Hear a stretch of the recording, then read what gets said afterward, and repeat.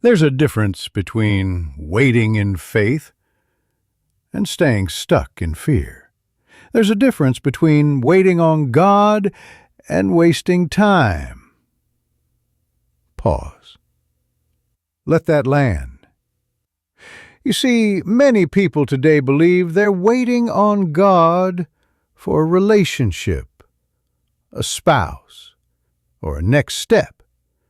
But what if I told you some of us have confused divine patience with emotional procrastination? Today, I want to challenge your wait. I want to help you ask yourself one of the most critical relationship questions you'll ever ask. Am I truly waiting on God, or am I simply afraid to move forward? Years ago, I was in a season that looked very spiritual on the outside. I was single, I was praying, I was journaling, I even had a color-coded prayer board. But underneath all of it, I was afraid.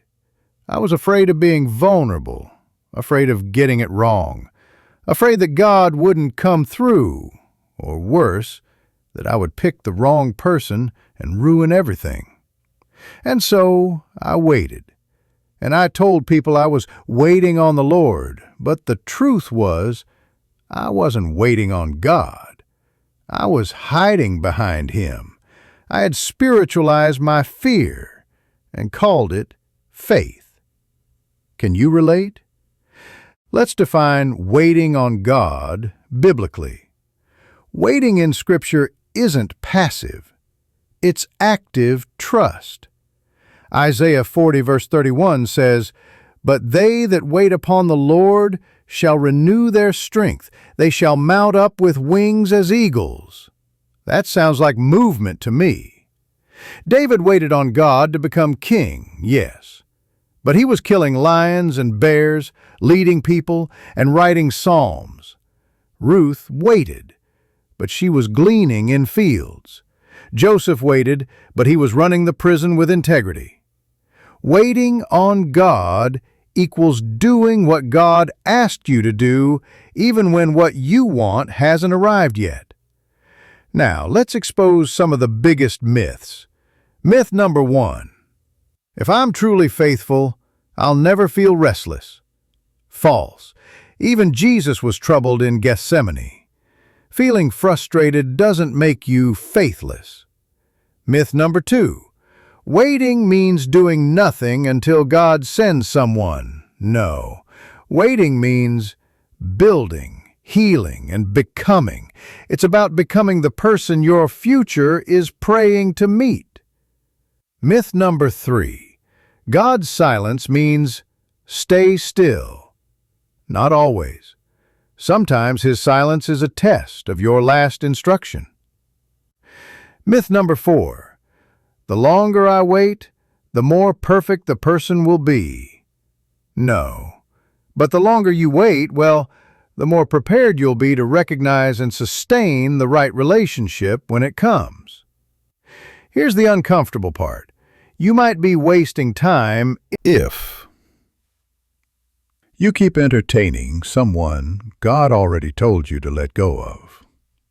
You've been in talking stage limbo for months or years, with no clarity, no purpose, no progress. You've made marriage an idol, and God has become a middleman in your pursuit of romance. You say you're waiting, but deep down you're afraid to grow, afraid to be seen, or afraid to be rejected.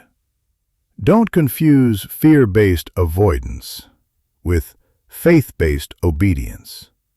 So how do you know if you're actually waiting on God? Let me give you 4 questions to ask yourself. Is this wait drawing me closer to God or making me bitter toward Him? Real waiting transforms us. It doesn't just delay our desires, it deepens our faith. Is my peace growing, even when my timeline is not? The peace of God doesn't mean ease, it means assurance, even in uncertainty. Am I bearing fruit in other areas of my life during this season? Even if love hasn't come, is purpose blossoming? Are you creating, leading, or serving? Am I listening to godly counsel, or just the voices that echo my fear? Isolation can sound spiritual, but real faith invites accountability. So let's say you are in a waiting season, and it's legit. You're surrendered, you're patient, but it still feels long. What do? Heal. Don't wait to get into a relationship to start therapy, heal childhood wounds, or forgive your past. Grow. Learn new skills. Travel. Start that business. Volunteer. Get rooted in a faith community. Pray. Not just for a spouse, but for vision, discernment, identity, and wisdom. Serve. God often connects purpose partners in motion, not in isolation. Surrender. Let go of the pressure to figure it all out. Trust that God knows where to find you, even in the field. Listen to me. You are not behind. You are not forgotten. You are not broken. You are becoming. You are unfolding. You are a story God is still writing.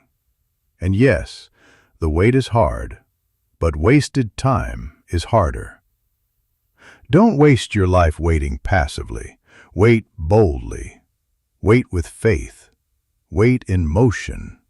And when the right person comes, your purpose will already be waiting too.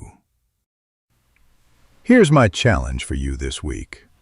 Get alone with God and ask, am I really waiting on you, or have I just been stuck? Write down what you hear. Then take one bold step forward. If this message spoke to you, do me a favor. Drop a comment. I'm choosing to wait with purpose. Share this with a